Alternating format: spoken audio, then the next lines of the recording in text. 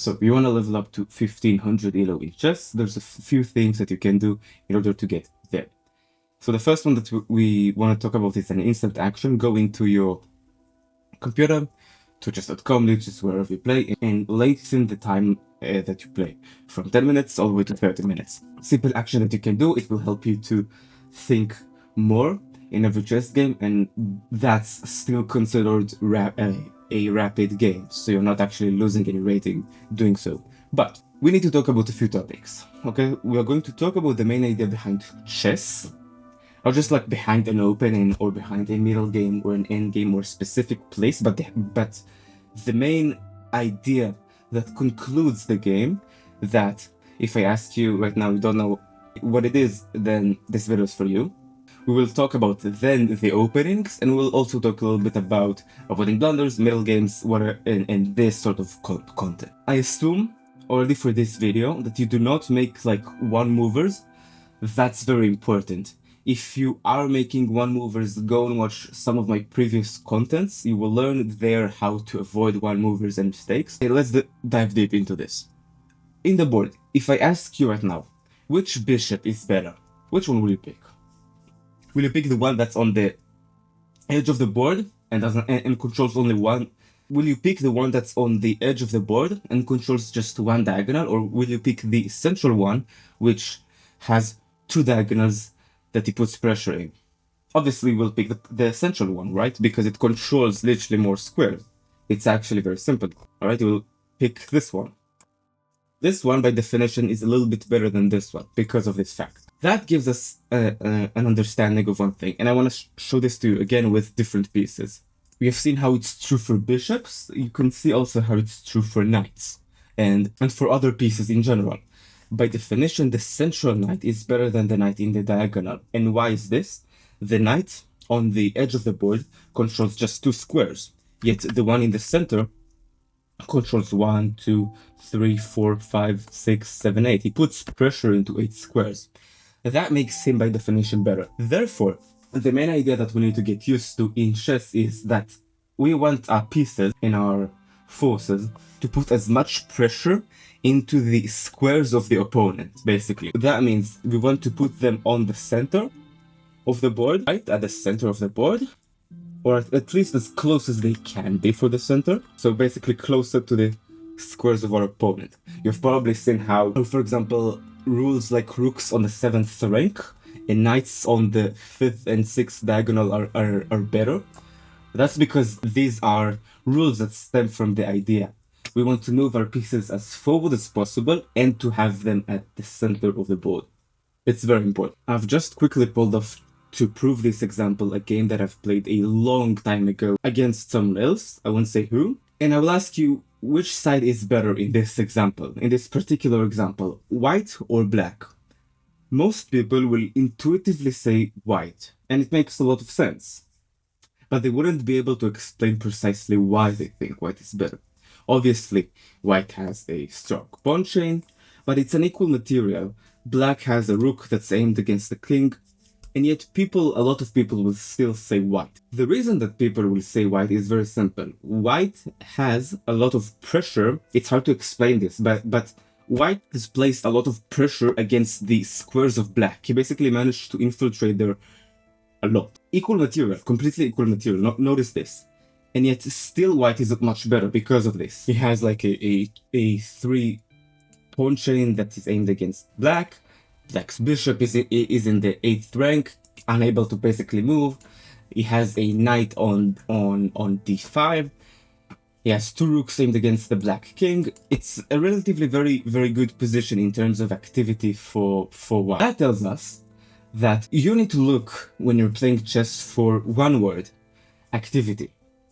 You need to look to place the pieces in the proper squares that will place as much pressure into squares of your opponent.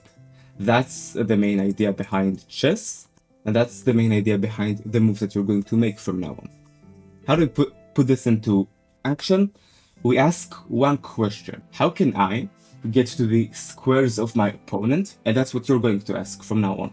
You're going to ask in examples like this: how can I get into squares of my opponent and take or attack something. Either this or place more pressure against opponent's squares. How can I get into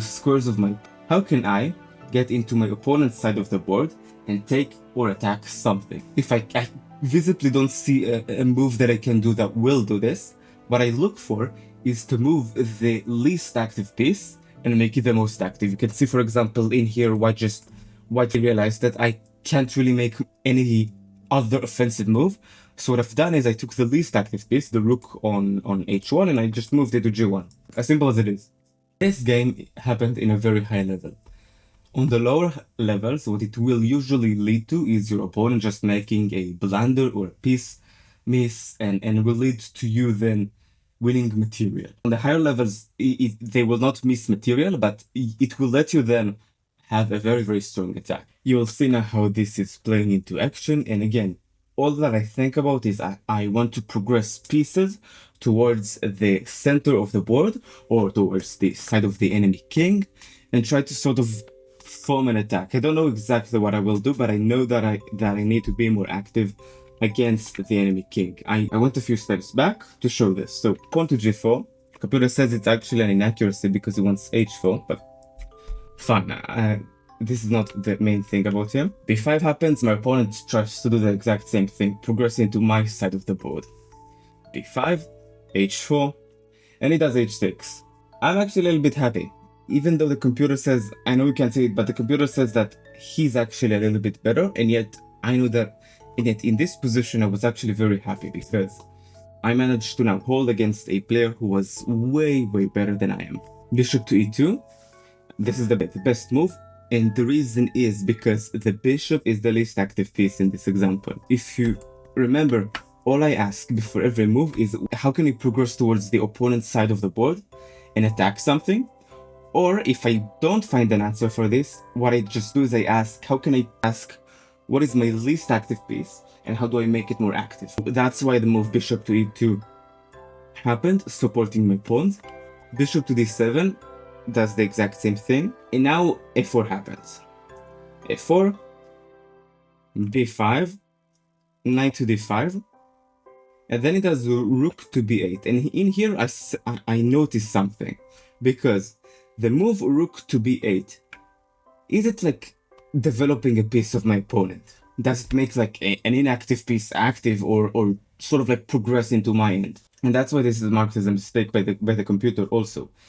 Because the computer basically wants to do a5, again, just progressing towards the enemy king. And that is something that I noticed. Like, I just literally sat down and I thought, why would he make such a move? It doesn't activate anything.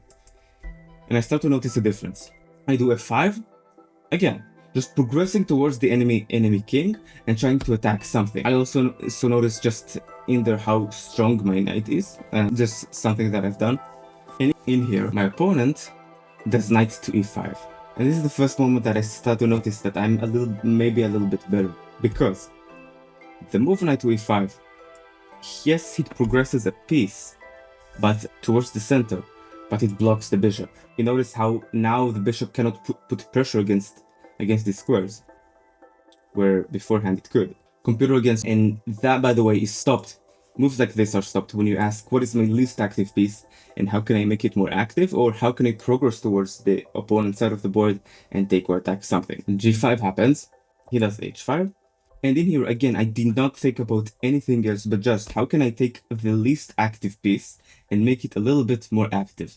In this example, I noticed that the rook that I have on d1 is aiming maybe in supporting my knight, but the king is here, not in the center. So I need to move the rook to help my pawns, just to make it a little bit more active, put pressure into somewhere where it should do. And that's why I do the move rook d to f1. Rook to e8 happens. He tries, I don't know what that move was, to be honest. And in here, I've actually made a mistake, because this is the first time that I did not follow the exact rule that I just noted out for you, which is I ask, what is my least active piece and how can I make it more active? In here, for example, again, you see the knight.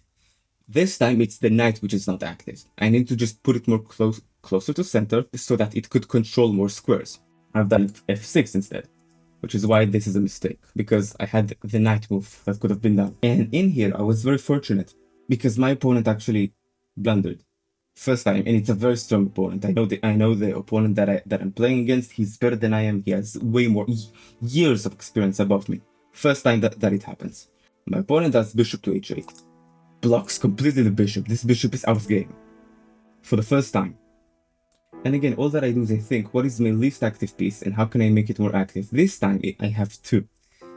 Before it could have been just a knight, but because my pawns are so progressed, they need more support. This time it could also be the rook, which is inactive. So what I've decided to do is I've decided to move the rook to g1, just to support my pawns and place more pressure towards the enemy king. So you can see how, by thinking, one, how can I move my pieces towards the enemy side of the board and make trouble there, basically take or attack something? And what is my least active piece and how can I make it more active? I've managed to hold my position against an opponent which is technically much better than I am in a casual game. That's the main idea behind the chess game. Therefore, when we get like the basic opening principles that we hear about, like control for the center, develop pieces, castle, connect the rooks, all these principles, they also follow the exact same idea, which is we make our pieces more active, we make them control more squares, just so that you understand why opening principles are the way they are. Now, following this idea and speaking about openings, let's talk a little bit about how we could prepare a little bit better for the openings. You have now the key concept behind chess that I wanted to implement from the opening all the way into the end game. This will give you kind of like a key weapon when fighting against intermediates and fighting against players who are like 1300, 1500, some of these Elo rating, because you will be able to know now what to do in the middle game, which most beginners, if we agree, do not know. So far, at these levels, you just need to learn two and the basic idea of chess that we have talked about. So still, you need to learn just two openings. You do not really need more openings right now, just two, and learn the main plans behind these openings and move by move the first 10, so that you'll be very natural with it. For example, in the Italian, having a very clear plan, for example, knight e4, pawn to e5, knight here, like the very simple plan and idea. So for example, bishop here, I know that if they move the bishop here, I do pawn c3. If they put the knight here, I do the pawn here with the very same idea of moving the pawn here, and it will move to d2, f1, g3. It's like a very, very basic idea in a plan. That's about opening. That's as much as you need to learn about openings. And again, with the principle, it's just having a rule. By move 10, I castled, I developed all of my pieces and have some force on the center. It's just that simple.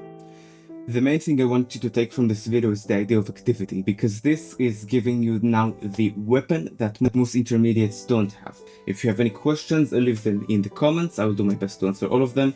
I will see you soon. Bye bye.